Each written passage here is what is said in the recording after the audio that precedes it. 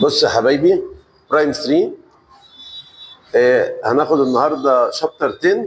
هنحل بقى ليسونز 2 و 3 وهنكمل شيت 18 19 20 21 كتاب المعاصر اللي هم بادئين من بيج كام؟ بادئين من بيج 32 في كتاب ستيب باي ستيب.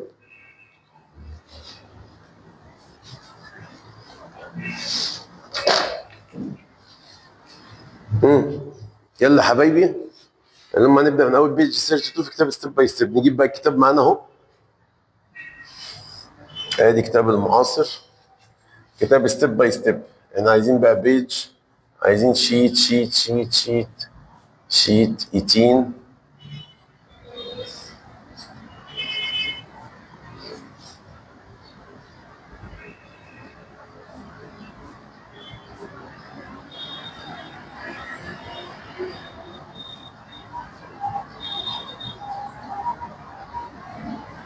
احنا المره اللي فاتت عملنا شيت 17 ده اللي هو كان بتاع اشكال الهاف. اوكي، دلوقتي بقى نعمل شيت 18 مع بعض. يلا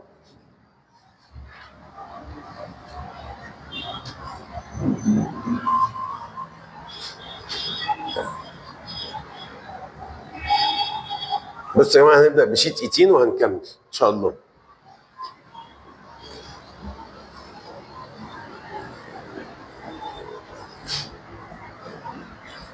مكتوب شيت 18 على ليسون 2 ايه و 3 في شابتر 10. اول سؤال بيقول لي 1 اوفر 5 ايكوال ايه؟ يلا مع بعض. بص بقى بنعمل ايه؟ احنا بنجرب ايه بقى يا مستر؟ ان احنا نجرب مثلا نعمل النمبر اللي فوق باي 2 واللي تحت باي 2. يعني اول حاجه هجرب كده، هقول مثلا هعمل ده باي 2 وده باي 2. طب يا جماعه، هي 1 باي 2 بكام؟ 1 باي 2 بنعمل فوق باي 2 باي 2. 1 باي 2 ب 2. طب و2 باي 5 بكام؟ ب 10. اسال نفسك، هل موجود 2 اوفر 10؟ موجود 1 اوفر ايه؟ لا، 1 اوفر 10 لا، مش هينفع. طب يعني نعمل ايه؟ يبقى احنا نمسح دي كده، يبقى باي 2 مش نافعه يا مستر. طب نجرب نعمل باي 3 باي 3. تقعد تجرب الارقام كلها. نعمل كده هنا باي 3 باي 3. طب حد يعرف يحسب؟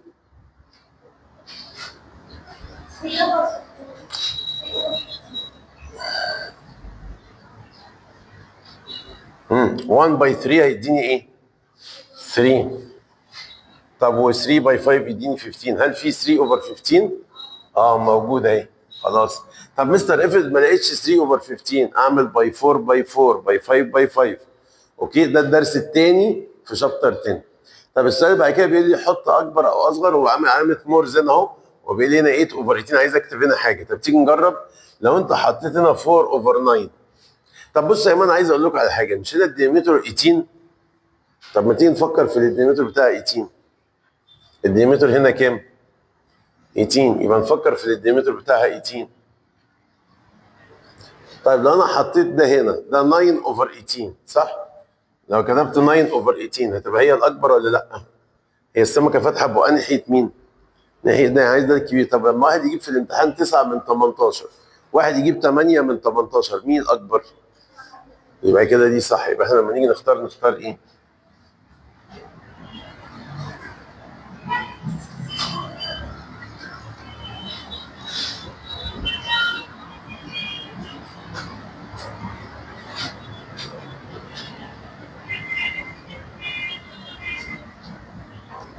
نختار ايه يا شباب؟ نختار 9 اوفر 18. طب يلا السؤال اللي بعده.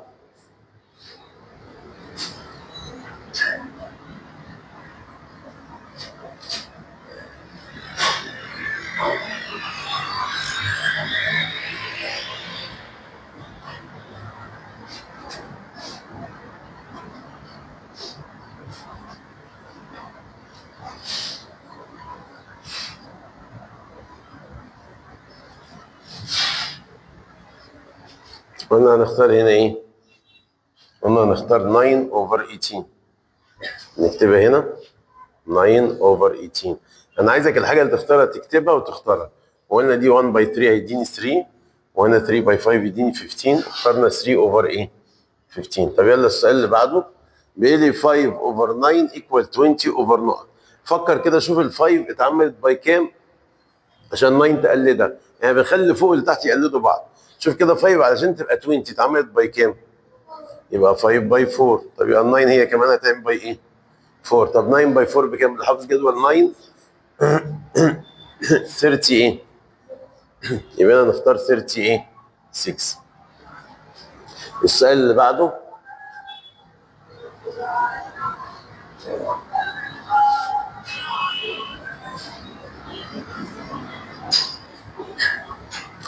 12 اوفر 19 ماينس 9 اوفر 19. طبعا الدينومينيتور ثابت لا يتغير. 19 هننزل هنا ال 19 وهنعمل بقى 12 ماينس 9. عد بقى 9 10 11 12 يبقى كام؟ 3. يبقى نختار 3 اوفر 19. الحاجات دي كلها سهله على فكره. حد بقى فاكر لعبه السجن والسجان الديستريبيوتيف معايا؟ السجان هنا هو مين؟ ال 10. عايزين نفك بقى ال 12 دي. ال 12 دي لما نفكها واحد معاه 12 جنيه، ال 12 جنيه دولت كانه معاه 10 جنيه بلس 2. يبقى لما نكتب ايه؟ 10 بلس 2. يبقى نختار ايه؟ 10 بلس 2. السؤال اللي بعده سؤال سهل، بيقول لي 2 باي كام ايكوال 18. الناس الشاطره اللي حافظين كده يقول لي 2 باي 9. يبقى نختار ايه؟ 9. طب يلا يا جماعه نطلع على السؤال اللي بعديه.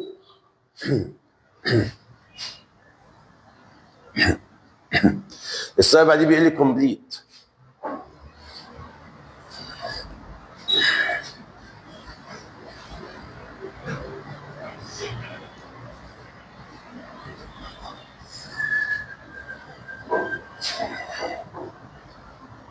بصوا بقى يا جماعه بيقول لي كومبليت. بيقول لي 1 اوفر 2 ايكوال نقط اوفر 20. مش احنا الحصه اللي فاتت اتكلمنا عن اشكال الهاف؟ قلنا اشكال الهاف يكون اللي فوق نص الايه؟ طيب هات لي رقم يكون نص اللي تحت. يعني مثلا قلنا لو فوق 1 يبقى تحت 2، لو فوق 2 يبقى تحت 4، لو فوق 3 يبقى تحت 6. طب لو تحت 20 يبقى فوق كام؟ 10. لان لما واحد في الامتحان يا جماعه يجيب 10 من 20 يبقى هو كانه جايب نص الايه؟ الدرجه.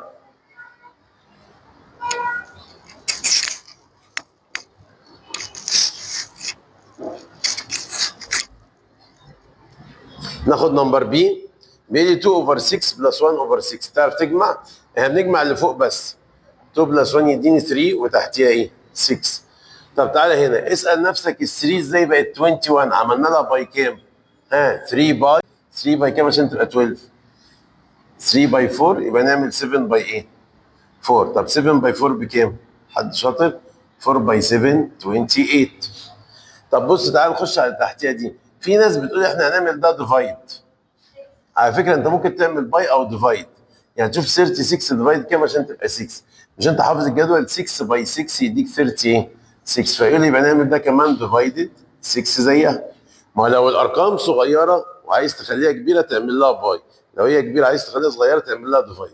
طب انا اعمل 36 ديفايد 6 يديني 6. طب لو عايز 48 ديفايد 6، حد حافظ اغنيه 6 كنا نقول 6 باي 6 36، 6 باي 7 42، 6 باي 8 48.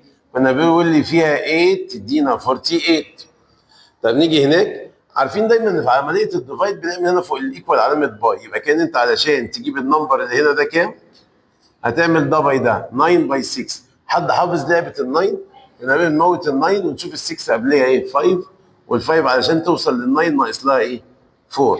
يبقى ارجع اتفرج على الفيديوهات بتاعت جدول الضرب من قوائم التشغيل. خش على حاجه على القناه، خش على قوائم التشغيل اختار كبسولات جدول الضرب هتلاقيني شارح كل الطرق بتاعت جدول الضرب. احنا قبل كده شرحنا اوف. قلنا اوف يعني ايه؟ على فكره كل الاسئله دي مراجعه. اوف معناها باي، بس انا بشوف 4 باي كام عشان يديني 20.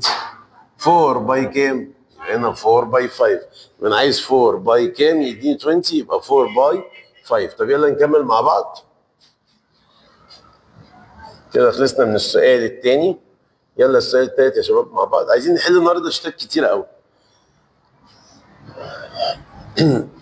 بص يا جماعه هو الدرس دوت بيتكلم عن الايكويفالنت فراكشنز، يعني الفراكشنز اللي تكون متساويه. الايكويفالنت ايه؟ فراكشنز، يعني عايز فراكشنز تكون متساويه. يعني بص الفراكشن ده ايكوال فراكشن ده ايكوال فراكشن ده. طب احنا بنجيب الايكويفالنت فراكشن ازاي؟ عن طريق الباي او الديفايد. الباي او الديفايد، نكمل فوق وتحت باي مع نفس الرقم او ديفايد مع نفس الايه الرقم. طب بصوا، حد واخد باله احنا عندنا هنا ايه؟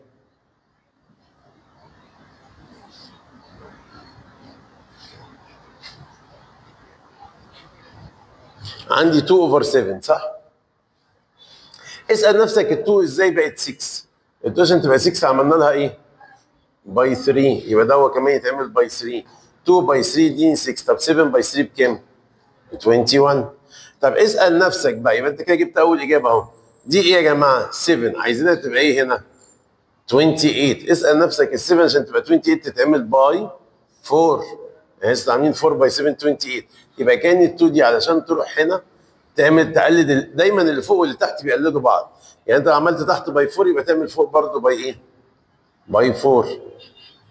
طب اعمل كده 2 باي 4 يدي لك كام؟ 8. يبقى احنا هنا عملنا ال 7 عشان تبقى 20 اتعملت باي 4، يبقى ال 2 تتعمل باي 4 يديني 8. طب يا مستر انا شايف هنا 2 بقت كام؟ بص بص بص بص بقت كام هنا؟ طب ال 2 علشان تبقى 10 تتعمل باي كام؟ باي 5. يبقى ال 7 علشان يروح هنا يتعمل هو كمان باي 5. طب تعرف تعمل 7 باي 5؟ 35. الموضوع عايز حد شاطر في جدول الضرب.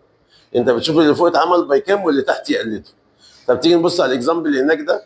طب هنا يا جماعه كان فين الفراكشن اللي مظبوط عندي اللي كامل؟ اللي هو 2 اوفر ايه؟ 7 اللي انا اشتغلت عليه. هنا بقى فين الفراكشن اللي كامل؟ واخد بالك؟ الفراكشن الكامل بتاعي هو نفسه 3 بقت 12. 3 باي كام عشان تبقى 12؟ 3 باي 4 يبقى نعمل 7 باي ايه؟ 4. طب 7 باي 4 بكام؟ حد شاطر؟ 4 باي 7 28. طب بص تعال نخش على تحتيها دي. في ناس بتقول احنا هنعمل ده ديفايد. على فكره انت ممكن تعمل باي او ديفايد. يعني تشوف 36 ديفايد كام عشان تبقى 6. مش انت حافظ الجدول 6 باي 6 يديك 36، فيقول لي يبقى نعمل ده كمان ديفايدد 6 زيها. ما لو الارقام صغيره وعايز تخليها كبيره تعمل لها باي، لو هي كبيره عايز تخليها صغيره تعمل لها ديفايد.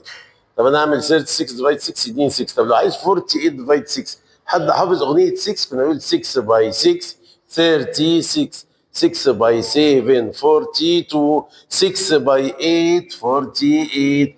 كنا بيقول لي فيها 8 تدينا 48.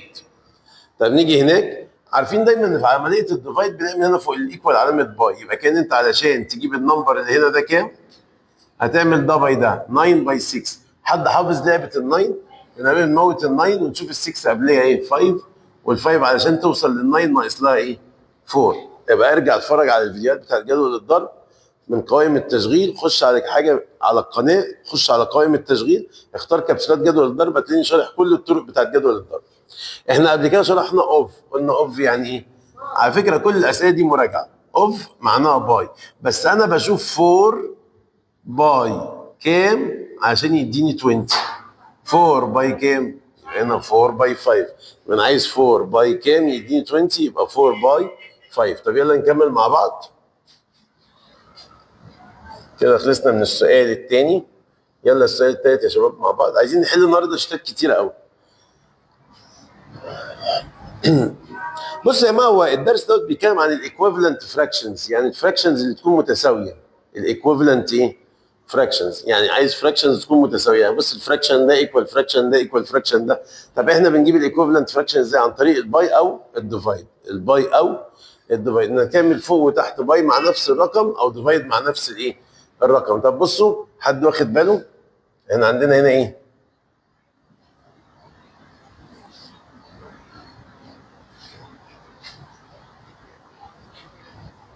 عندي 2 اوفر 7 صح؟ اسال نفسك ال 2 ازاي بقت 6؟ ال 2 عشان تبقى 6 عملنا لها ايه؟ باي 3، يبقى ده هو كمان يتعمل باي 3. 2 باي 3 دي 6. طب 7 باي 3 بكام؟ 21. طب اسال نفسك بقى، يبقى انت كده جبت اول اجابه اهو. دي ايه يا جماعه؟ 7. عايزينها تبقى ايه هنا؟ 28. اسال نفسك ال 7 عشان تبقى 28 تتعمل باي 4. يعني لسه عاملين 4 باي 7 28. يبقى كان ال 2 دي علشان تروح هنا تعمل تقلد دايما اللي فوق واللي تحت بيقلدوا بعض. يعني انت لو عملت تحت باي 4 يبقى تعمل فوق برضه باي ايه؟ باي 4. طب اعمل كده 2 باي 4 يدي لك كام؟ 8. يبقى احنا هنا عملنا ال 7 عشان تبقى 20 اتعملت باي 4، يبقى ال 2 تتعمل باي 4 يديني 8. طب يا مستر انا شايف هنا 2 بقت كام؟ بص بص بص بص بقت كام هنا؟ طب ال 2 علشان تبقى 10 تتعمل باي كام؟ باي 5. يبقى ال 7 علشان يروح هنا يتعمل هو كمان باي 5. طب تعرف تعمل 7 باي 5؟ 35. الموضوع عايز حد شاطر في جدول الضرب. انت بتشوف اللي فوق اتعمل باي كام واللي تحت يقلده. طب تيجي نبص على الاكزامبل اللي هناك ده. طب هنا يا جماعه كان فين الفراكشن اللي مظبوط عندي اللي كامل؟ اللي هو 2 اوفر ايه؟ 7 اللي انا اشتغلت عليه. هنا بقى فين الفراكشن اللي كامل؟ واخد بالك؟ الفراكشن الكامل بتاعي هو ده. هنا يا جماعه الفراكشن اللي كامل بتاعي هو 4 اوفر ايه؟ 6. تمام؟ طب نشوف بقى ال 4 اوفر 6 ازاي بقت كده وكده وبعدين ازاي بقت كده. طب مستر نبدا كده ولا كده؟ براحتك. انا ممكن اشوف ال 4 ازاي بقت 8. ها؟ حد عارف؟ 4 باي 2 يبقى 6 هي كمان باي 2. طب 6 باي 2 يديك كام؟ 12. 4 باي 2 8. بنشوف ال 4 ازاي بقت 8. ال 4 اتعملت تايمز 2 يبقى ال 6 تقلدها تايمز 2. 6 تايمز 2 يديني 12. طب اسال نفسك ازاي ال 4 بقت 16؟ انا هنزل تحت شويه كده. ها؟ ال 4 ازاي بقت 16؟ ال 4 عشان تبقى 16 اتعملت باي ايه؟ باي 4. 4 باي 4 16. يبقى دوت عشان يوصل هو هنا يعمل هو كمان باي ايه؟ يقلد ده يتعمل باي 4. 4 باي 4 16 يبقى تعمل 6 باي 4. 6 باي 4 24. طب مستر احنا ما جبناش اول واحده. براحتك ممكن تقول انا همشي كده هعمل ديفايد. مش دي 6 بقت 3؟ طب مين قال لي 6 عشان تبقى 3 تعمل ديفايدد كام؟ يعني جاب نصها. يبقى خد ال 4 كمان اعملها ديفايد 2 هات نصها. ال 4 نصها كام؟ 2. وفي ناس بيعملوها بطريقه ثانيه يا جماعه. بيقول لي مثلا هشوف 3 باي كام يديني 6. 3 باي 2 يديك 6 صح؟ يبقى نشوف هنا ايه النمبر اللي لما يتعمل هو كمان باي 2 يديك 4. هتلاقي 2 باي 2 هي اللي تديك ايه؟ 4. طب يلا نكمل. احنا كده خلصنا السؤال الثالث اللي هو كان بيقول ديسكفر ذا باترن يعني اكتشف الايه؟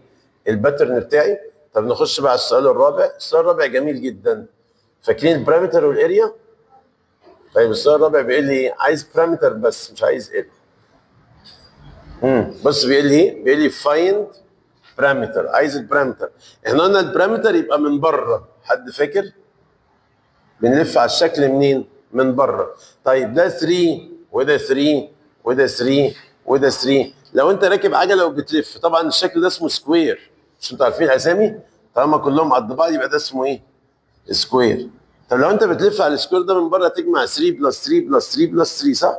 يا اما تقول 3 اتكررت 4 مرات يعني ممكن نقول 3 باي 4 ايكوال 12. يبقى هنا البارامتر هو عايز البارامتر. طب الثاني ده يا مستر ده ريكتانجل. انتوا عرفتوا ازاي يا شباب؟ انا عايزك تكتب اسم الشكل عليه كده من فوق. يعني ده يكتب عليه سكوير. انا عرفت ان ده ريكتانجل ازاي؟ عشان كان في 2 دايمنشنز في رقمين مختلفين. انا ده سكوير عشان كلهم زي بعض. طيب احنا متفقين طالما ده 2 يبقى ده 2. طالما ده 5 يبقى ده ايه؟ 5. طب حد فاكر البارامتر كنا بنجيبه ازاي؟ كنا وانت راكب العجله بتلف على الشكل من بره تجمع 5 بلس 2 بلس 5 بلس 2 صح؟ وقلنا في ناس بتعمل حركه ثانيه تاخد 5 بلس 2 مره واحده يحطها في قوسين ويقول باي 2 على اساس ان 5 بلس 2 اتكررت مرتين. ادي 5 بلس 2 وادي 5 بلس 2 كمان. فقال لي 5 بلس 2 و5 بلس 2. طب ما تقول 5 بلس 2 يديني 7 و5 بلس 2 يديني 7. طب ما بدل ما تقول 7 بلس 7 7 بلس 7 ما تقول 7 باي ايه؟ 2. 5 بلس 2 يديني ايه هنا؟ 7. هنعمل بقى 7 باي ايه؟ هنقول 7 باي 2 ايكوال 14. اكتب زي ما انا بكتب كده بالظبط. يعني اكتب الخطوه دي جنبيها والخطوه دي تحتيها. عايزك تقلدني في الكتابه. الخطوه دي جنبيها والخطوه دي ايه؟ تحتيها. طيب الشكل الاخير انا ملاحظ ان الشكل ده برضه ريكتانجل صح يا شباب؟ مستر انت عرفت ازاي؟ ها؟ حد يرد؟ عشان ده 1 يبقى ده 1. ده 1 سم يبقى ده 1. ده 7 يبقى ده ايه؟ 7. طب بنجيب البارامتر ازاي؟ نجمع 7 بلس 1 بلس 7 بلس 1. يعني حضرتك تجمع ال 7 وال 1 دول وتجمع ال 7 وال 1 دول.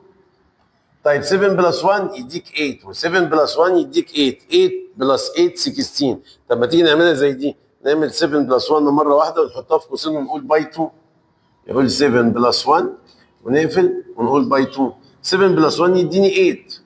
طيب 8 باي 2 هنقول 8 باي 2 ايكوال 16. في حد مش فاهم الكلام ده؟ طبعا هنا لازم نكتب كلمه سنتيمتر عشان ده كان سنتي. بصوا كله سنتي. طب ده كله سنتي يبقى دي برضه سنتي ايه؟ متر ده كله سنتي، يبقى نكتب هنا سنتي ايه؟ اللي هي الكلمه دي يا جماعه. طب ولو كان كاتب كلمه متر كنت انا هكتب كلمه متر زي ما هو كاتب. خلصنا السؤال ده، نطلع مع بعض يلا. ناقص لي بقى اخر سؤال في الشيت اللي هو ستوري بروبلم. وانا بحب طبعا مسائل الستوري جدا يا سنه ثالثه. بص يا سنه ثالثه، عايز هنا ايه؟ بيقول لي اباج، باج يعني شنطه، باج يعني ايه؟ طب بيقول لي باج، نعملها بالبربل بقى. بيقول لي باج، باج دي يعني شنطه، هاد فور، هاد يعني موجود فيها 4 اوفر 5 كاب اوف فلور. الفلور ده اللي هو الدقيق يا جماعه.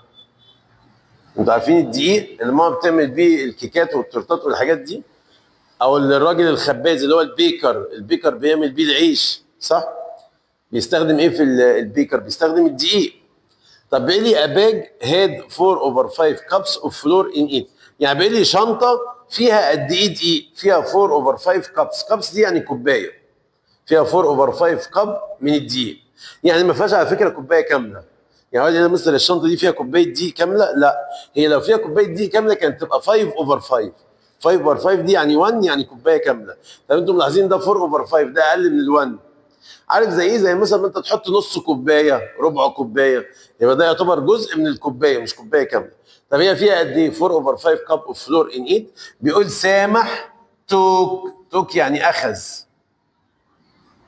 اخذ منها ايه؟ 3 اوفر 5. طب انا سامع حد بيقول لي اوف ايت يعني منها. سامع حد بيقول لي يا مستر طالما خد يبقى دي مساله ايه؟ ها ماينس. ما احنا قلنا طالما اخذ. توك ده يا جماعه الماضي بتاع تيك. تيك يعني ايه؟ تيك يعني ياخذ. الماضي بتاعها ايه؟ تيك يعني ياخذ، توك يعني اخذ. طب طالما بيقول اخذ يبقى دي ماينس. وبرضه ايه اللي ياكد لك؟ هو بيقول لي هاو ماتش ماني اوف، هاو ماتش سوري، هاو ماتش اوف ذا فلور از ايه؟ طب ما احنا عارفين ان نفت يعني معناها ماينس، يبقى انا لما اجي احل المساله دي اعمل ده ماينس ده. 4 اوفر 5 ماينس 3 اوفر ايه؟ يلا اكتبها لي معايا هنا تحت. 4 اوفر 5 ماينس 3 اوفر 5. 4 اوفر 5 ماينس 3 اوفر 5، اعمل 4 ماينس 4 ماينس 3 ديك 1 وتحتيها ايه؟ 5. وكده خلص معانا الشيت الاولاني.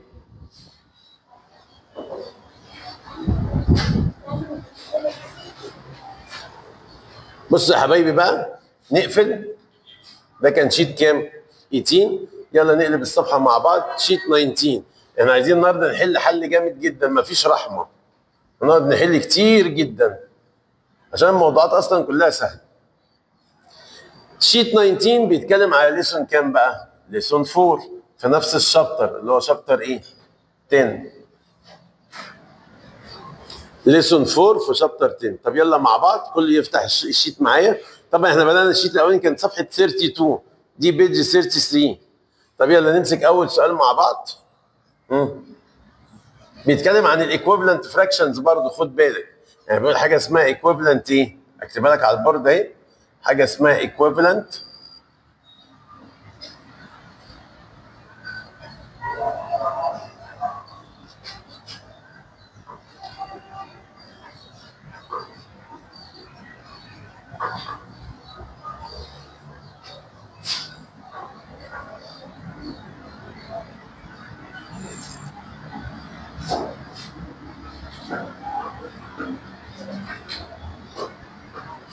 حاجه اسمها ايه؟ اسمها equivalent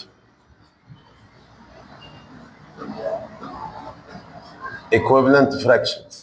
يعني fractions اللي بتكون متساويه يا جماعه. كلمه equal equivalent دي يعني معناها equal. يبقى هو موضوعاتنا عن الفراكشنز. اول سؤال هنا على الفراكشنز اللي بتكون متساويه اهو. يعني فراكشنز قد بعضها زي اشكال الهاف اللي احنا اخدناها. مش عندنا اشكال الهاف ان واحد يجيب 3 من 6 معناها هاف، جاب 5 من 10 معناها هاف.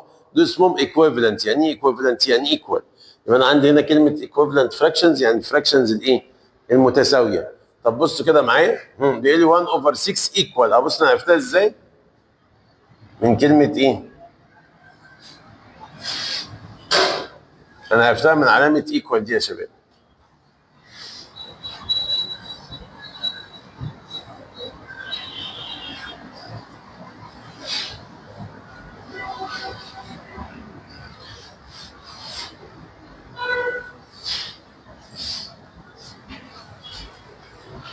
بص يا حبايب قلبي،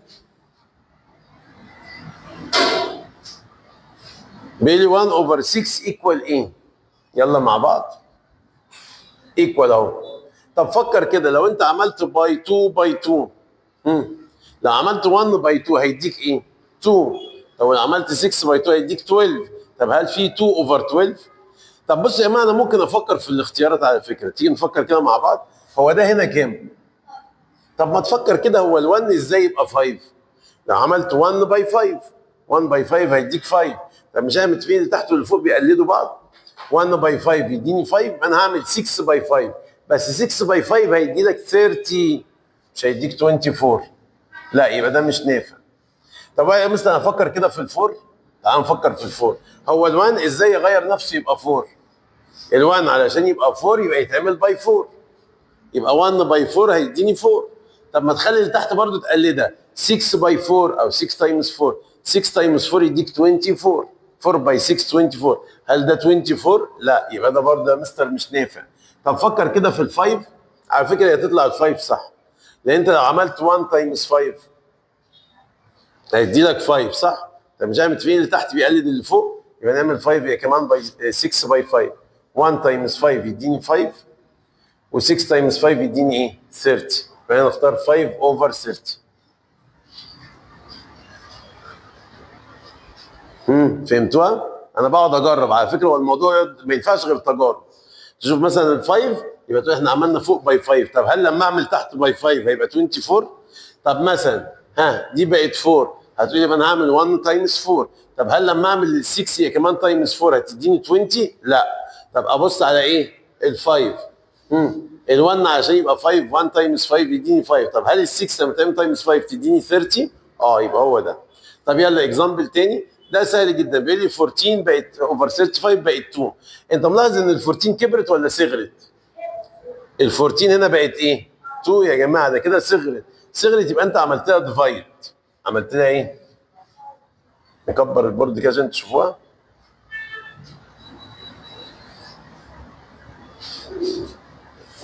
بص يا جماعه، ال 14 عشان تبقى 2 صغرت يبقى انت عملت لها ايه؟ ديفايد. طب مين شاطر بقى كده يفكر معايا يقول لي ديفايد كام؟ انا هعمل فوقيها كده علامه ديفايد، وطالما ديفايد يبقى اللي تحت هيقلدها. طب ما تسال نفسك ال 14 عشان تبقى 2 اتعملت ديفايد كام؟ دور في جدول 2، شوف 2 باي كام يديك 14، يبقى اتعملت باي 7 صح؟ 2 باي 7 14، يبقى ال 35 هي كمان تتعمل ديفايدد 7. طب مستر انا ما بعرفش اعمل ديفايد. يا جماعه الديفايد ده انك بتدور في جدول 7، تشوف 7 باي كام يديك 35، 7 باي كام؟ شغل دماغك. 7 باي 5 يبقى هنا نختار 5، موجوده في الاختيارات اهي. طب يلا السؤال اللي بعده، 5 اوفر 10. انا سامع واحد شاطر بيقول لي ايه ده يا مستر؟ ده واحد جاب في الامتحان 5 من 10، يبقى جايب ايه؟ نص. برافو. دي من اشكال الهاف اللي احنا شرحناها قبل كده. طب عارف لو ما خطرتش في بالك ممكن تعمل ايه؟ ممكن تقول انا اشوف ال5 وال10 دولت، لا اما نكبرهم لا اما نصغرهم. لو هتكبرهم يبقى هتعمل باي باي، لو هتصغرهم هتعمل ديفايد ديفايد. طب انت ملاحظ ان الفراكشنات دي كلها صغيره، يبقى هو مش عايزك تكبر ال5 وال10، ده عايزك تصغرهم. احنا قلنا لو هنكبرهم هنعمل باي باي. زي دي. بص بص يا جماعه، هنا ال1 كبرناها وال6 كبرناها عملنا لها باي، انما هنا ال14 وال35 صغرناهم عملنا لهم ديفايد. هو كده لو هتكبر اعمل باي، هتصغر اعمل ديفايد. اكتبها لك هنا اهو. لو هنكبر بنعمل فوق باي وتحت باي، لو هنصغر بنعمل فوق ديفايد وتحت ايه؟ ديفايد. يبقى هو لا اما تكبر لا اما تصغر. طبعا ملاحظ ان دول كانوا صغيرين وعايز يكبرهم فعملنا باي، دول كانوا كبار عايز يصغرهم عملنا ديفايد. طب هنا ال5 وال10 دول كبار هو عايزهم يتصغروا يبقى تعمل لهم ديفايد. طب تيجي نفكر كده، ايه الرقم اللي ينفع في الجدول بتاعهم هما الاثنين؟ ال5 تنفع في تيبل 5 وال10 تنفع في تيبل 5. طب يا جماعه انا عارف 5 باي كام يديني 5؟ 5 باي 1، 5 باي 1 يديني 5. طب 5 باي كام يديني 10؟ 2 باي 5 يديني 10، يبقى الاجابه هتبقى هاف. طب تعال نبص على اللي بعدين، لا اما لو انت عارف اشكال الهاف يبقى كده حلو. انا من رايي اعملها باشكال الهاف على طول، ان طالما الخمسه نص ال10 يبقى دي من اشكال الايه؟ الهاف. ارجع للفيديو اللي انا عملته قبل كده بتاع اشكال الهاف وانت تعرف. طب هنا 7 اوفر 9، اسال نفسك ال9 كبرت ولا صغرت؟ بص دي كانت 9 هنا بقت 45. كبرت، يبقى اتعملت، احنا قلنا لو كبرناها يبقى باي، لو صغرناها يبقى ديفايد. ال 9 كبرت يبقى اتعملت ايه؟ باي. فكر بقى كده 9 باي كام يديني 45؟ 9 باي ايه؟ طب ال 7 هتقلد دي، 9 باي 5 45، يبقى ال 7 هي كمان تتعمل باي 5. 7 باي 5 بكام؟ احنا لسه عاملين اهو، بص في الاكزامبل اللي فوق، 7 باي 5 كانت 30 ايه؟ 5، يبقى هنا 7 باي 5 35، يبقى نختار من هناك ال 35. نطلع فوق نطلع فوق، عايزين نخلص الشيت ده. والله الشيتات كلها كويسه وممكن تخلص بسرعه على فكره. اهي مساله بلس، كلنا شطار بنحب نعمل البلس صح؟ في حد ما بيعرفش يعمل بلس؟ والماينس في الفراكشن ادي احنا هنراجع له عليه اهو. احنا متفقين ان دينيميتور ثابت لا يتغير، هنا 7 وهنا 7، يبقى انا هعمل 7 واعمل بقى 2 بلس 1 يديني 3. طب مستر لو كانت ماينس كانت تبقى 2 ماينس 1 يديني 1، وال7 زي ما هي، انما ال7 دي لا بتتعمل بلس ولا بتتعمل ماينس. لو كانت ماينس كنت اقول 2 ماينس 1 يديني 1، وال7 تنزل زي ما هي، يبقى تطلع 3 اوفر ايه؟ 3 اوفر 7. طب يلا السؤال اللي بعديها، السمكه فاتحه بقها ناحيه ال 3 اوفر 10 ولا الناحيه الثانيه؟ هي فاتحه بقها ناحيه النقط صح؟ يبقى انا كان عايزك تكتب على النقط دي حاجه كبيره ولا حاجه صغيره؟ هي السمكه فاتحه بقها ناحيه ده، يبقى عايزك تكتب لنا حاجه كبيره صح؟ طب يا جماعه هو ده جاب كام في الامتحان؟ مش ده جاب 3 من 10؟ طب عايزين واحد هنا يكون جاب اعلى منه بقى، حد يكون اشطر منه. ده جاب 3 من 10 صح؟ طب هل اللي هيجيب 3 من 10؟ لا، ده دول كده زي بعض. طب اللي يجيب 2 من 10؟ لا، ده زي ده. لو جاب 2 من 10 يبقى 3 من 10 هي الكبيره صح؟ طب 3 من 11 و3 من 5، ايه ده ايه ده؟ ده هو كده عايزني احكم من تحت صح؟ واحنا اتفقنا لما بنحكم من، ما هو بص ده كده مش نافع وده مش نافع. يبقى انا دلوقتي محتار ما بين ده وما بين ده، ما بين 3 اوفر 11 و 3 اوفر 5. بس انا ملاحظ حاجه، ان هنا ال 3 فوق وال3 فوق، وهنا النيوميريتور بتاعي برضو 3. ايه ده؟ يبقى انا كده هضطر احكم منين؟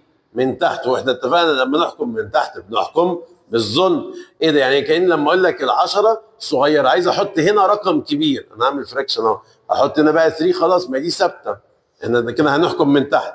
عايز حاجه هنا كبيره، اما اقول لك حاجه كبيره كاني بوشوشك في ودنك واقول ايه؟ هات حاجه صغيره.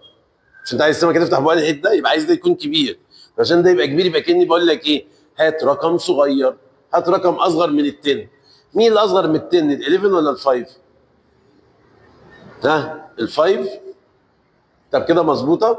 اه كده لما تيجي تحكم ال10 اكبر ولا ال5 هتقول لي يا مستر ال5، اقول لك ليه؟ هتقول لي انا بحكم بالظلم، بنحكم من تحت يبقى نحكم بالايه؟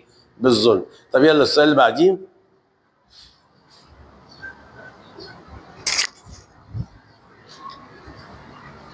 نخش على الكومبليت.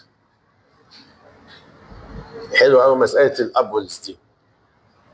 طيب بيقول لي كومبليت، يلا يا شباب، الله حاجه جديده يا مستر، ايه الزيرو ده يا مستر؟ يعني ما الزيرو ده يعني 0 اوفر 8، 0 اوفر 3، 0 اوفر 5، 0 اوفر اي حاجه تديني 0. معلومه جديده عايزين نتعلمها، ان 0 اوفر 9 ايكوال 0، 0 اوفر 6 ايكوال 0، 0 اوفر 8 ايكوال 0. يبقى هو طالما بيقول ايكوال 0، ها يبقى تكون اللي فوق بايه؟ بزيرو. عارف ليه بقى؟ هقول لك ليه. انا لو معايا 0، معايا ايه؟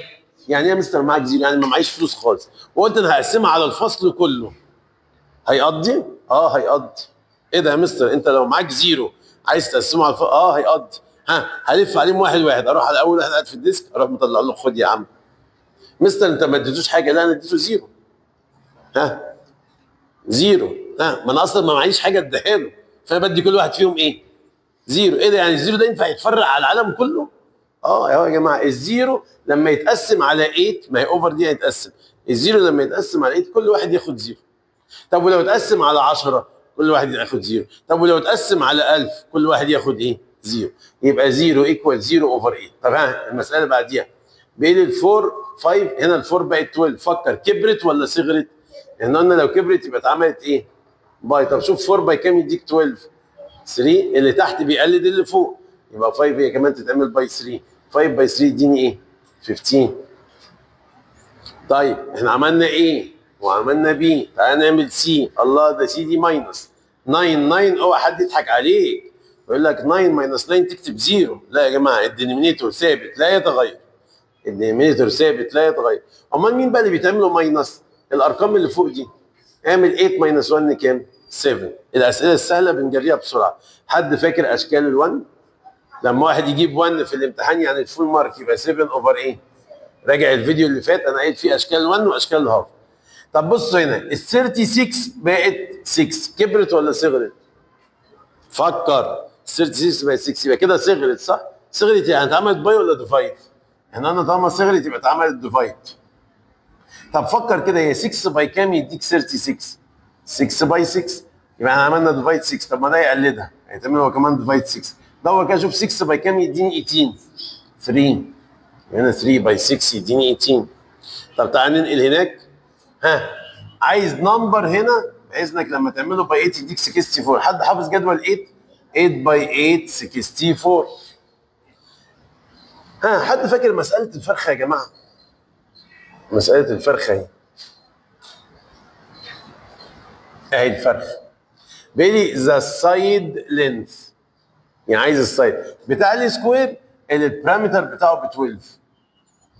طب بص يا جماعه هو انت لو رسمت سكوير كده انا رسمت سكوير كده هو بين البارامتر بتاعه ب 12. يعني ايه البارامتر؟ يعني من بره يعني لما تلف من بره يطلع البارامتر بتاعه بكام؟ ب 12. هو بقى عايز ده بكام؟ ده بكام؟ ده بكام؟ ده بكام؟ ده اللي هو عايز دوت اللي هو اسمه السايد ايه؟ ما السايد لينس دوت اللي هو من بره عايز كل سايد من دول بكام؟ يبقى هتعمل ايه؟ الفرخه بس ماما هنا هتقسم الفرخه على كام؟ على الاربعه صح؟ يعني هنا 12 ديفايدد 4. طب ما لما تقسم الفرخه على الاربعه دور في جدول 4. 4 باي كام يديك 12؟ 3. 4 باي 3 فعلا ده صح يا مستر. لو انت حطيت هنا 3 هنا 3 هنا 3 هنا 3 وحبيت تجيب البارامتر هيطلع بايه؟ ب 12 عشان 3 بلس 3 6 و3 بلس 3 6 6 بلس 6 يديك البارامتر كله ب 12. يبقى دي الفرخه. طب هنا بيقول لي ذا فراكشن ذات ريبريزنتس يا جماعه يعني معناها يعبر عن. مستر احنا مش فاهمين يعني ايه يعبر عن. اقول لك على حاجه معناها ايكوال. يلا يا عم ده احنا سهلناه. بيقول لي ذا فراكشن يعني اكتب الفراكشن ذات ريبريزنت يعني اللي يكون ايكوال يعني يكون بيساوي الريد ابل اللي هو التفاح الاحمر. طب بص يا جماعه هو التفاح الاحمر كام تفاحه؟ 1 2 3. طب هم كلهم كام تفاحه؟ 1 2 3 4 5 يبقى كان الاحمر قد ايه؟ 3 اوفر 5. طب لو قال لي انا عايز الايه؟ اليلو كام واحده؟ 2 اوفر 5. هو لو قال لي يلو هقول له 2 اوفر 5. هو عايز ايه يا جماعه؟ كلنا نحط خط تحت كلمه ريد. هو عايز الريد يبقى اقول له الريد 3 اوفر 5. يلا نكمل. اطلع يا عم نبيل واحنا هنطلع معاك. السؤال الكام ده؟ السؤال الثالث. خدوا بالكم احنا في صفحه 33 صح؟ مش دي بيج 33؟ طيب هو بيقول لي انسر ذا فولوينج يعني جاوب الاسئله دي. بيقول لي ديسكفر يا جماعه اكيد كلنا عارفين كلمه ديسكفر لان احنا عندنا ماده اسمها ديسكفر صح؟ الديسكفر دي يعني اكتشف. ديسكفر يعني ايه؟ طب بيقول لي ديسكفر يعني اكتشف. ذا باترن يعني قول لي الباترن ايه؟ وبعدين بيقول لي زين كومبليت. القصه اللي احنا عمالين نحكي فيها 3 اوفر 5 عايزك تكتشف الباترن. طب ايه اللي حصل؟ ال 3 بقت 9. فكر كده اكبر لكم البورد عشان تشوفوا اهو. هي اكبر حجم في العالم. بص انا خليتها لك زي الاليفنت كبيره خالص زي كلنا شايفينها كويس. اكبر تاني اهو. كبر يا عم نبيل براحتنا. بنكبر ونصغر براحتنا. ال 3 بقت ايه يا حبايبي؟ اسال نفسك مستر نبيل قال لنا لو كبرنا يبقى عملنا باي. فاكر؟ نقول لو كبرنا يبقى عملنا ايه؟ ولو صغرت يبقى انت عملت ايه؟ ديفايد. طب هنا ال 3 بقت 9 كبرت ولا صغرت؟ سامع حد بيقول مستر ده ال 3 كده كبرناها صح؟ الاستاذ معايا؟ 3 بقت 9 يبقى عملنا لها باي كبرت يبقى باي كام بقى؟ مش 3 باي 3 دي 9؟ ال5 زعلانه بتقول لك اشمعنى تعمل اللي فوق باي 3 وانا لا؟ هنقول لها خلاص بالراحه علينا ما تزعليش اللي فوق يقلد اللي ايه؟ طالما عملت فوق باي 3 هنقول لها انت كمان باي 3. هو كده يا جماعه دايما اللي فوق واللي تحت بيقلدوا ايه؟ بعض. عارف لما تكون انت واحد صاحبك بتحبوا بعض فبتقلدوا بعض. لبس كاب رحت انت لابس ايه؟ كاب. لبس تيشيرت لبست تيشيرت. جاب شوز لونه مش عارف ايه كده رحت انت جايب شوز زيه بالظبط. فهم اللي فوق واللي تحت بيقلدوا بعض. ال 3 علشان تبقى 9 اتعملت تايمز 3 صح؟ عشان 3 تايمز 3 اديني ايه؟ 9. اللي تحت هيقعد كده يقول لك انا زعلان، اشمعنى؟ اقول له خلاص ما تزعلش، انت كمان تعمل زي اللي فوق، تقلد فوق. 5 باي 3، 5 باي 3 كام؟ 15. تمام؟ خلصنا من الاولانيه، تعال ننقل على الثانيه. هنا بقى ال 3 هتبقى كام؟ معرفش، بس انا اعرف ان ال 5 بقت كام؟ 20. طب ما تفكر كده، هي ال 5 علشان تبقى 20 تتعمل باي كام؟ يبقى 5 تايمز 4 يديك 20. اللي فوق زعلان بيقول لك اشمعنى؟ اللي فوق ده بيقول لك اشمعنى؟ اشمعنى انت عملت 5 باي 4 20؟ اعمل لي انا كمان زيه. ها، 5 باي 4 يديك 20، يبقى تعمل 3 باي كام؟ طب حد يعرف يعمل 3 باي 4 بكام؟ 3 باي 4 12. طيب خلصنا من الحته دي. ال 5 بقت كام هنا؟ معرفش، بس انا اعرف ان ال 3 بقت 21. طب ما تيجي نعمل كده تك تك تك تك تك تك تك تك، ونقول لها يا 3 انت ازاي رحتي وبقيتي 21؟ هتقول لك انا اتعملت باي 7. 3 باي 7 21. يبقى اللي تحت دوت علشان يقلدها ويروح هناك. ال 3 اتعملت باي كام؟ باي 7. يبقى ال 5 تبقى هي كمان باي 7. حد يعرف يعمل 5 باي 7؟ 5 باي 7 35. الناس اللي مش حافظه الجدول كتر التكرار هتحفظه غصب عنها يا جماعه، مش بمزاجها. يعني عارف اللي بيقعد يحل معايا كتير كده وبيتابع الدروس كلها، انا مستر اصلا حفظت من كتر ما بيتكرر، لان احنا قابلتنا 5 باي 7 دي النهارده 3 مرات. طب يلا نكمل، نصغر البورد بقى شويه. جه السؤال اللي احنا بنحبه بتاع الرسم. بيقول لي ايه يا شباب؟ بص بيقول لي درو، ارسم نمبر لاين and divide it into tenth. into ايه؟ ايه ده؟ تنس يعني عايز نقسمه 10 حتت. عايز نقسمه كام حته؟ طب احنا قلنا لو عايز نقسمه 10 حتت اعمل كام نقطه؟ 9. شطار. لو عايز 10 اعمل 9، عايز 9 اعمل 8، عايز 8 اعمل 7. يعني نقص من اللي هو طالبه واحد. هو عايز 10 يبقى احنا نعمل 9 حتت.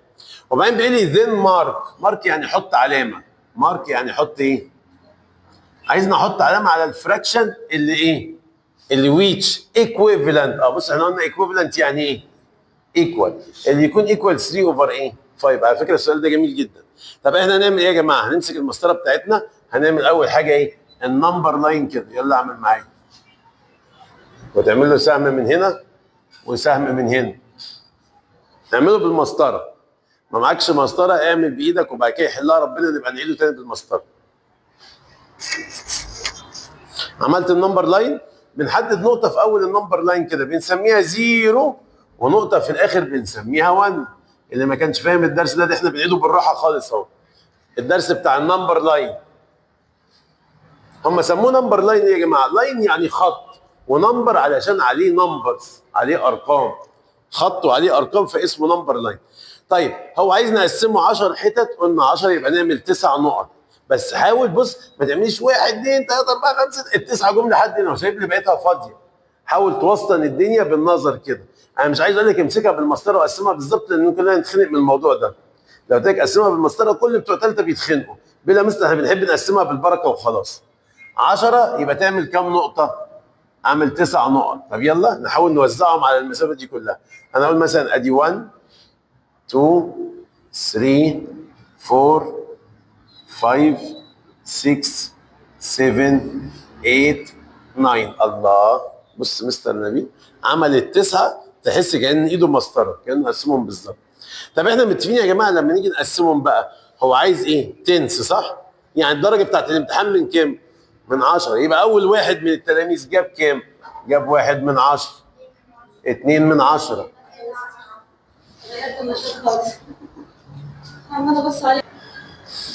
مش مشكله. ها، اول واحد جاب ايه؟ 1 من 10 صح؟ التاني جاب ايه؟ 2 من 10. اللي بعديه جاب ايه؟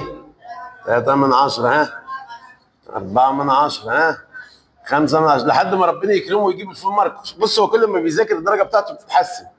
جاب 6 من 10، 7 من 10، 8 من 10، 9 من 10. ايه ده؟ دي المفروض 10، سوري. وبعدين 1 دي اللي هي ايه بقى؟ اللي هي الفول مارك. 10 من ايه؟ خلاص يبقى انا كده عندي وصلت للدرجه النهائيه. هنا هتقابلك مشكله، هو بيقول لك اعمل مارك يعني علامه على مين بقى؟ على 3 اوفر 5. ايه ده؟ ايه ده يا مستر؟ احنا حلينا غلط. فين 3 اوفر 5؟ طب بص بقى يا جماعه، انت عندك النمبر لاين ماشي بالتنات. طب هو عايز 3 اوفر 5، طب ما تحاول تغير ال 3 اوفر 5 دي. يبقى انا بص بقى يا جماعه، اكتب جنبيها ايكوال كده، اعمل زي ما بعمل بالظبط. هتقولي هو لما واحد يجيب في الامتحان 3 من 5 يبقى كانه جاب كام من 10؟ يا جماعه بصوا، احنا اوقات بنعمل ايه؟ اوقات بنيجي نعمل، المدرسين بيجوا يصححوا الامتحان فيصححوه من 5. فمثلا في طالب قاعد يحل كده، فلما صححنا له الامتحان لقينا جاب 3 من ايه؟ من 5. تيجي مثلا الراجل مدير المدرسه او الكنترول يقول لك لا احنا مش عايزين نتيجه من 5. اما انت عايزها من كام يا باشا؟ يقول لك انا عايزينها من 10. ايه ده من 10؟ فهل انت متخيل ان احنا كمدرسين بنصحح الورقه من اول وجديد؟ لا مش بنصححها من اول وجديد. احنا بنشوف الثلاثه من 5 دي، لو انت عايزها من 10 تبقى كام؟ بقعد افكر ايه ده، هو انا صححت الورقه من 5، طب الطالب ده جاب كام في الامتحان؟ جاب 3 من ايه؟ من 5. طب طالما جاب 3 من 5 انا عايز الخمسه دي تبقى 10. فكر، الخمسه عشان تبقى 10 اتعملت باي 2، يبقى 3 هي كمان تتعمل باي 2. 3 باي 2 كام؟ ايه ده؟ يعني كأن اللي يجيب 3 من 5 لو انا خليت له الدرجه من 10 يبقى كانه جاب 6 من ايه؟ من 10. انا بقى عايز اجيب فين هنا ال3 من 5؟ مستر ما فيش هنا خمسات خالص، كلهم عشرات. خلاص، ما احنا قلنا ال3 من 5 كانها 6 من ايه؟ من 10. فين ال6 من 10 اهي؟ تعال نعمل عندها كلكعه. ماشي، نعملها باللون الاسود. احنا قلنا ايه؟ 6 من 10. خلاص رجعها احمر تاني يا عم نبيل. ها، هنيجي عند الستة ايه؟ 3 من 5 هي 6 من 10. عند 6 من 10 نعمل كلكعه كده. ويا سلام بقى لو كتبت لي فيها كان دي 3 اوفر ايه؟ 5. تمام؟ كده احنا خلصنا الشيت، عملنا كلكعه. وما هو مارك يعني ايه؟ مارك يعني نعمل علامه، عملنا العلامه بتاعتنا. طب يلا يا جماعه، احنا اتفقنا نحل كتير النهارده. ده كان شيت كام؟ ابص، دي كانت بيج 32 35. سوري اهي، دي بيج 33 صح؟ بيج 33 اهي. طب يلا نصغر. ها، كان شيت 19 صح؟ زقه شيت 20. مستر احنا هنحل كل ده؟ هنحل كل ده. شيت 20 دوت على ليسون كام بقى؟ على ليسون كام يا شباب؟ ليسون 5 في نفس الشابتر بتاعنا اللي هو شابتر 10. يلا مع بعض، عايزين بسرعه. اول سؤال بيقول لي تشوز، اختار كوريكت انسر يعني الاجابه الصح. 3 اوفر 8. ايه ده يا مستر؟ ده احنا رجعنا للموضوع تاني. طب اقول لك بقى طريقه سريعه. مش دي 3؟ انا شايف هنا 15، هنا 15، هنا 15. بص بقى ازاي تفكر بسرعه. ما انا مش هقعد بقى اجرب 3 باي 2 3 باي 4. انا بقول لك طرق سريعه. انا شايف ال 3 اللي فوق دي بقت كام يا حبايبي؟ 15. ها 15. ها 15. فكر كده، هي ال 3 ازاي تبقى 15؟ وقال يا مستر 3 باي 5. هي مش دي 3 وتحتيها 8؟ يا مستر 3 باي 5. احنا اتفقنا اللي تحت بيقلد اللي فوق صح؟ انا كتبت المساله تاني ايه؟ 3 باي 5 يديك كام؟ 15. طب و5 باي 8 يديك 40. يبقى المفروض لو اللي فوق غير نفسه خلاه 15 يبقى اللي تحت لازم يبقى 40. طب هل موجود يا جماعه 15 وتحتيها 40؟ 15 تحتيها 32 لا، 15 تحتيها 24 لا، 15 تحتيها 40 يبقى هي دي. طب في واحد يقول لي يا مستر طب افرض انا ما لقيتش 15 وتحتيها 40. ال 15 وال 15 وال 15 الثلاثه غلط، ما فيش حد فيهم نافع. طب مستر نعمل ايه؟ خلاص يبقى سيبك من ال 15 وفكر في ال 12. شوف ال 3 دي اهي، ال 3 وتحتيها ايه؟ ال 3 علشان تبقى 12 هتتعمل باي كام؟ باي 4. يبقى تعمل 8 باي 4. ها، دي هتبقى 3 باي 4 12، ودي 8 باي 4 32. هل ال 12 تحتيها 32؟ هل ال 12 تحتيها 32؟ لا، يبقى دوت غلط. فاهمين؟ وهكذا يعني، بدل ما تقعد تجرب الجداول كلها يعني. يبقى الاجابه تبقى 15 اوفر 40. ها، ال 2 بقت كام يا شباب؟ الناس العباقره بتوع ثالثه ابتدائي الشطار اللي انا بحبهم، اشطر ناس في العالم. ال2 بقت 14 اتعملت باي. انا شايفها كبرت. احنا قلنا لو كبرت يبقى باي، صغرت يبقى ديفايد. ال2 عشان تبقى 14 باي كام؟ باي 7. يبقى ال9 هي كمان تتعمل باي 7. 9 باي 7. فاكر؟ ارجع للفيديوهات بتاعت جدول الضرب، بتاعت كبسات جدول الضرب. خش على كبسات جدول الضرب، اختار جدول 9، هتلاقيه هو اول فيديو في في جدول الضرب. طريقه ال9 بنقول ايه؟ بنقول بنموت ال9 ونشوف ال7 قبليها ايه؟ 6، وال6 ناقص لها كام؟ وتبقى 9 ناقص لها 3. يبقى الاجابه 63. ها ال 30 بقت 6. ايه ده؟ هي كده كبرت ولا صغرت؟ ال 30 بقت 6 كده صغرت صح؟ صغرت يعني ديفايد. طب فكر مستر انا ما بعرفش اعمل الديفايد. يا جماعه اللي ما بيعرفش يعمل الديفايد الموضوع سهل. انت عايز تعرف 30 ديفايد كام يديك 6؟ طب ما تروح تدور في جدول 6 شوف 6 باي كام يديك 30. 6 باي كام؟ 6 باي 5 يبقى دي هتقلدها تعمل ديفايد 5. طب مستر ما انا مش عارف بقى ديفايد ازاي اعمل 20 باي 5. شوف 5 باي كام يديك 20. عارفين 4 باي 5 20 يبقى هي هتبقى 4. الله اشكال الهاف يعني اللي فوق نص الايه اللي تحت. الفيديو اللي فات ها 7 اوفر 14 لو واحد جاب في الامتحان 7 من 14 يبقى كده جايب النص ولا لا؟ مش ال 14 نصهم 7 يبقى هي دي.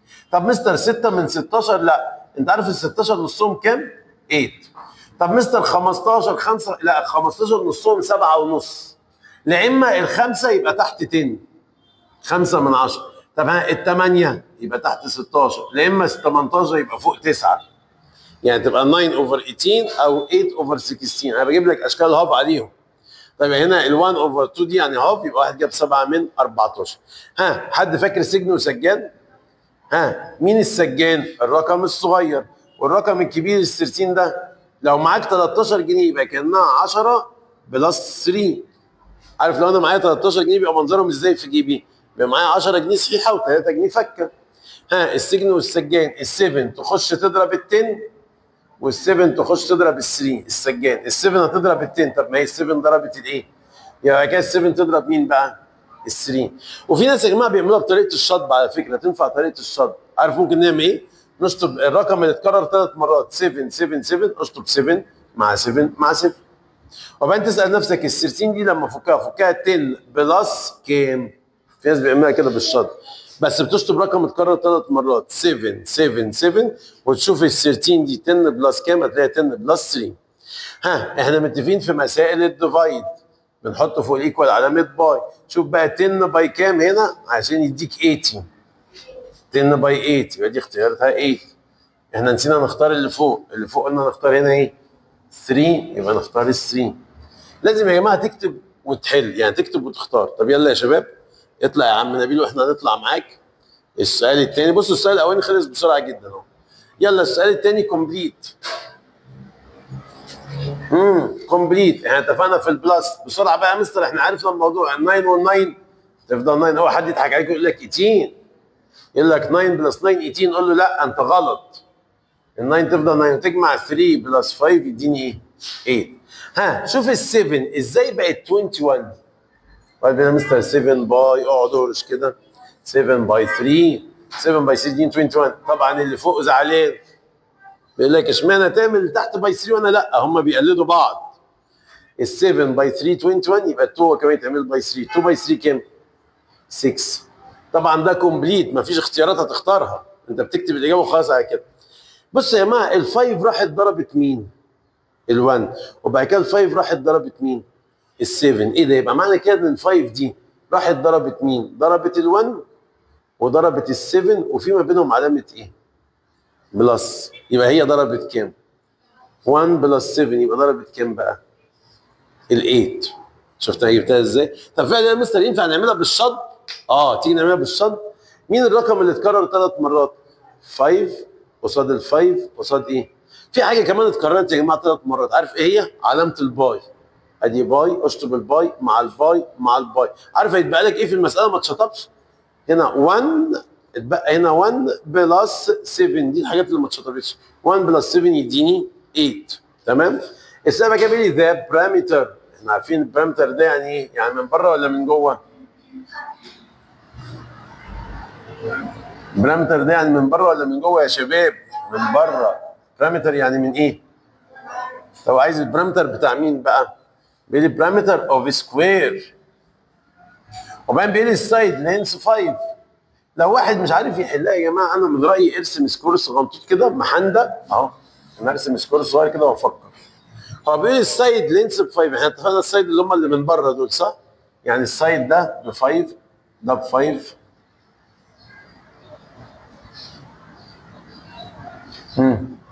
ده 5 ده ايه 5. هو عايز بقى البارامتر بكام؟ احنا قلنا بارامتر يعني من بره، لف عليه من بره، يجمع 5 و5 و5 و5.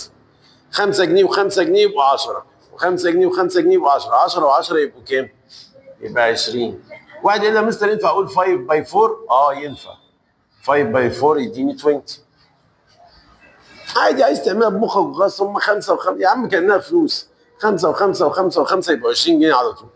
ها اوف، احنا قلنا اوف يعني ايه؟ باي. بس بشوف 3 لسه عاملينها من شويه في نفس الفيديو. باي كام عشان يديني ايه؟ 12. 3 باي كام؟ 3 باي 4، يبقى هنا الاجابه تبقى 4. بيقول لي 1 اوفر 2 از ايكويفالنت. احنا قلنا ايكويفالنت يعني معناها ايه؟ ايكوال. حط خط تحت كلمه ايكويفالنت واكتب ايكوال. ها عايزين اشكال الهاف، بس عايزين اشكالها مع مين؟ مع التنس. يعني يا مستر لو انا عملت امتحان من 10 اجيب كام؟ عشان يقول لي انت جايب النص تجيب 5. طب مستر اكتب 5 من 10 كده؟ لا يا بابا، انت هتكتب 5 بس. عارف ليه 5 بس؟ لان 10 اللي تحت دي احنا لما شرحنا درس الفراكشنز قلنا الرقم اللي تحت بيتحط تي اتش ايه؟ اس. يعني مثلا قلت لك 3 اوفر 7، حد فاكر دي كنا بنقول عليها ايه؟ كنا بنكتبها ازاي؟ بنقول 3 اسمها ايه؟ 3. وال7 اللي تحت كنا بنقول عليها 7 ونحط تي اتش ايه؟ اس، فهي 3 سيفنز صح؟ طب ها دي اسمها ايه؟ اللي فوق هيبقى اسمه ايه؟ هيبقى اسمه 5، وال10 اللي تحت هيبقى اسمها ايه؟ هيبقى اسمها 10th. يعني ده لما بيتقري ايه؟ بيتقري 5 10th. 5 ايه؟ هو بيقول لي نقط 10th. خلاص طب قال لي نقط 10th، يبقى انا اقول له ايه؟ اقول له 5 اوفر 10؟ لا اقول له 5 بس، لان 5 10th معناها 5 اوفر ايه؟ 10. طب مثلا اكتبها كده ولا اكتبها كلمات؟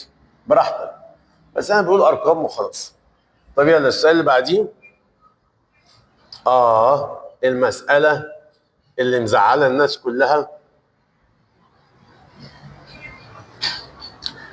السؤال نمبر 3. answer the following. عايزك تجاوب السؤال ده. ستوري بروبلم. مستر احنا اول ما بنسمع ستوري بطننا بتوجعنا وبتكركب ما بنعرفش نحلها. تيجي نفكر كده مع بعض. هو بيقول لي هنا ايه؟ بيقول لي امجد ولد اسمه ايه؟ امجد.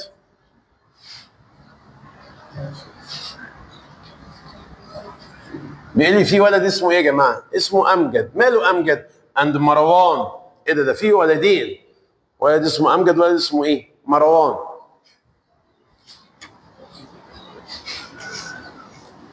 بيقول لي امجد اند مروان have 2 bars of شوكولاته او تشوكليت. يا جماعه بار دي يعني قطعه.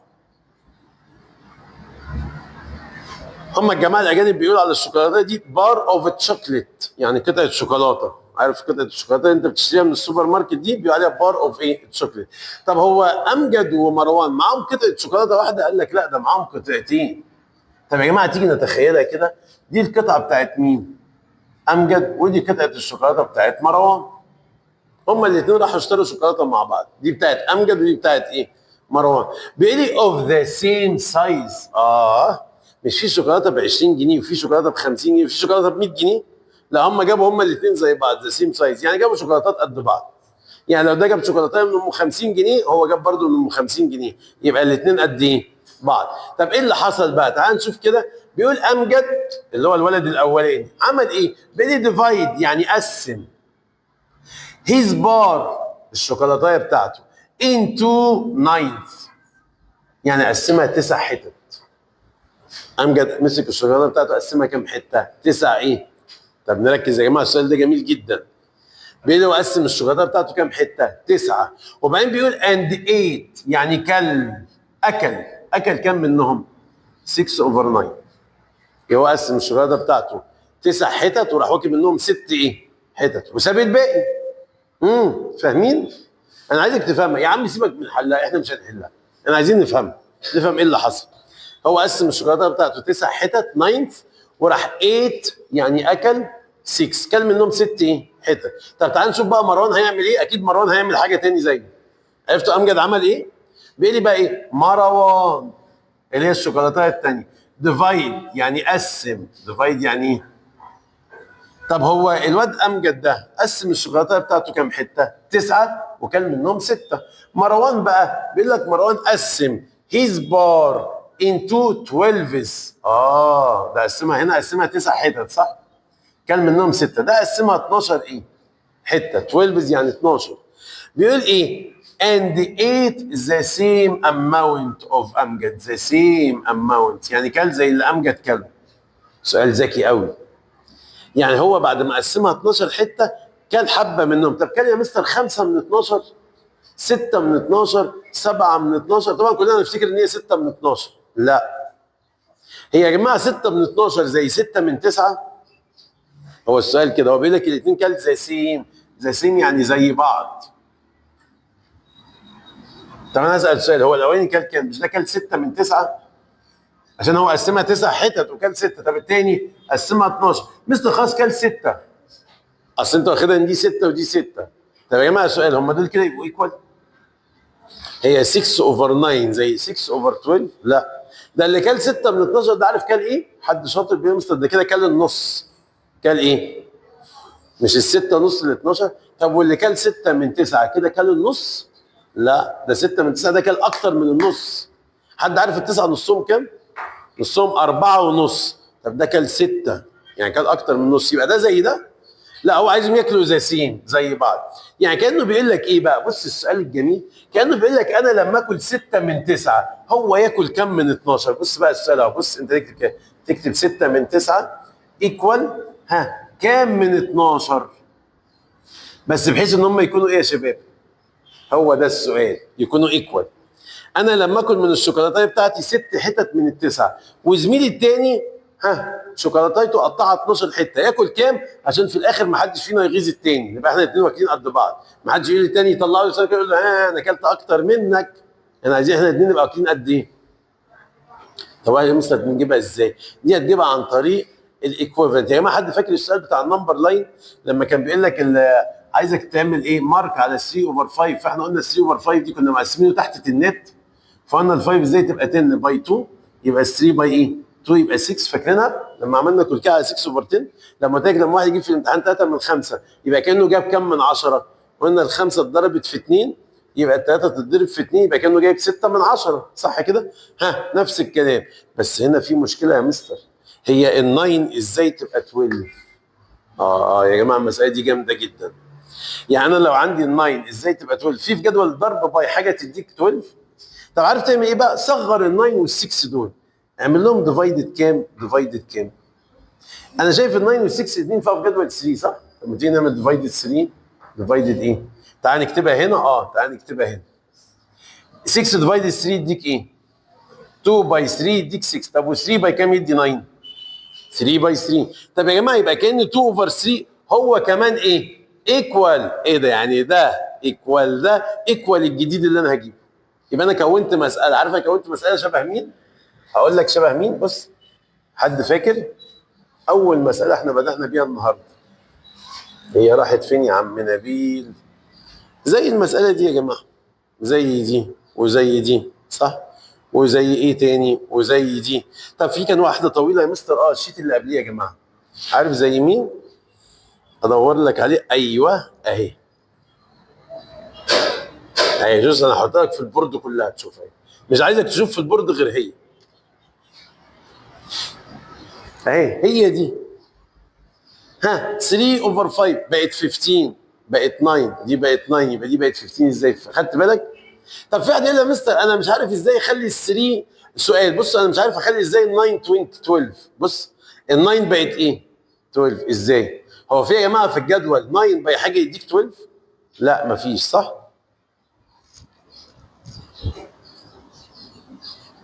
بص يا جماعه، هو في 9 باي حاجه يديك 12؟ طب انا مش عارف اجيب بقى 50 ازاي. ال 15 دي اجيبها ازاي؟ يبقى سيبك من 9. ال 9 دي لو رجعت لاصلها تلاقيها 3 اوفر ايه؟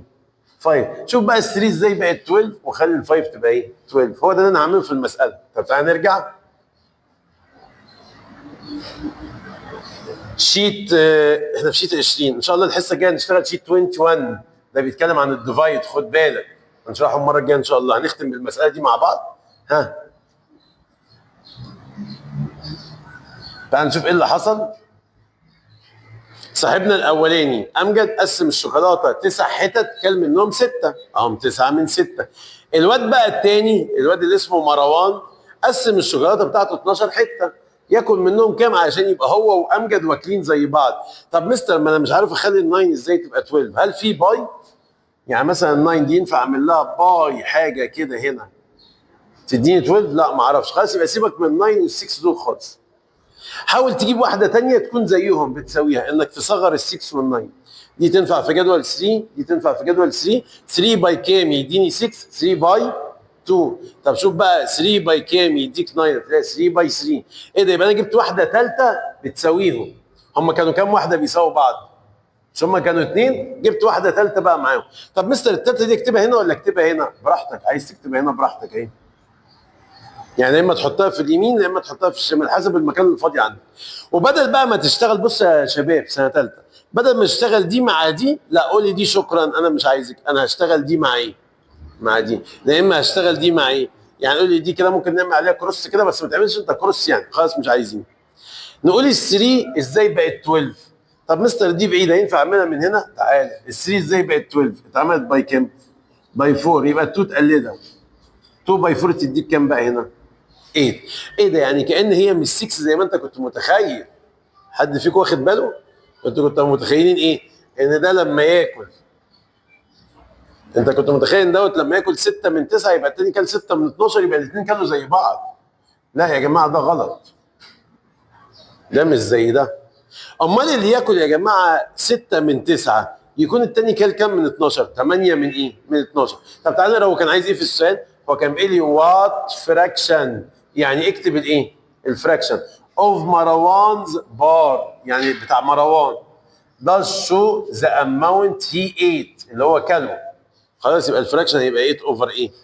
12. ممكن اكتبها هنا او خلاص ممكن تقول انا كتبتها تحت يا مستر خلاص. هو يبقى 8 اوفر 12. يبقى كأن دوت لما ياكل 6 من 9 الثاني ياكل 8 من 12، يبقى الاثنين كلوا قد ايه؟ قد بعض. تمام يا سنه ثالثه؟ ثانك يو. النهارده عملنا كام شيت؟ عملنا شيت كام وكام وكام؟ بدأنا بشيت 18 19 20. تعال نبص كده. عملنا شيت 18 19 20. عملنا 3 شيتات. انتظرنا ان شاء الله في الفيديو الجاي. ما تنساش تشترك في القناه وتفعل الجرس وتعمل لايك وشير. باي باي يا سنه ثالثه. ثانك يو.